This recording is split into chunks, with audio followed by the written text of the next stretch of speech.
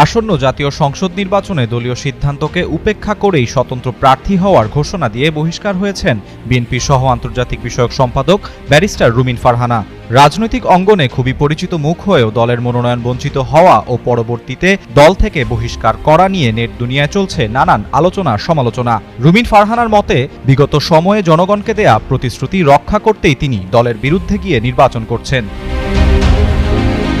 দলের বিরুদ্ধে নির্বাচন করা নিয়ে মঙ্গলবার রাতে রুমিন ফারহানা বলেন, এই আপোষহীনতা বিএনপি চেয়ারপারসন খালেদা জিয়ার কাছ থেকেই শিখেছেন। বিদ্রোহী প্রার্থী হওয়াটা এক ধরনের আপোষহীনতার বহিঃপ্রকাশ। জোয়ারের বিপরীতে একা দাঁড়িয়ে যাওয়া এই সাহস তিনি তার নেত্রীর কাছ থেকেই শিখেছেন। তিনি বলেন, রাজনীতিতে আপোষ না করে একা দাঁড়িয়ে যাওয়ার শিক্ষা তিনি পেয়েছেন খালেদা জিয়ার কাছ থেকেই, যার আদর্শে তিনি রাজনীতি করেছেন এবং যার আশ্রয় ও স্নেহে রাজনৈতিকভাবে বেড়ে উঠেছেন। তার প্রয়াণের দিনেই নিজের বহিষ্কারকে তিনি নিছক কাকতালীয় বলে মনে করেন না।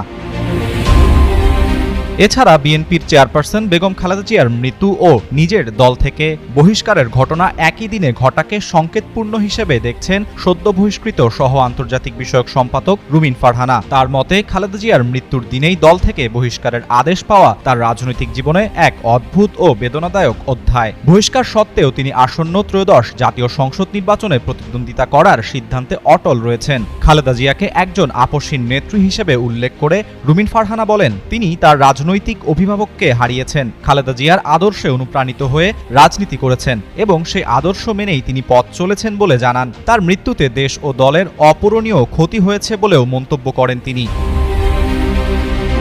এদিকে দলীয় সিদ্ধান্ত অমান্য করে সাংগঠনিক কর্মকাণ্ড পরিচালনার অভিযোগে মঙ্গলবার রুমিন ফারহানা সহ মোট 9 জন নেতাকে বহিষ্কার করে বিএনপি। বিএনপির জ্যেষ্ঠ যুগ্ম মহাসচিব রুহুল কবির রিজভীর স্বাক্ষরিত এক সংবাদ বিজ্ঞপ্তিতে জানানো হয়, বহিষ্কৃত নেতাদের বিএনপির প্রাথমিক সদস্য পদ সহ সব পর্যায়ের পদ বাতিল করা হয়েছে।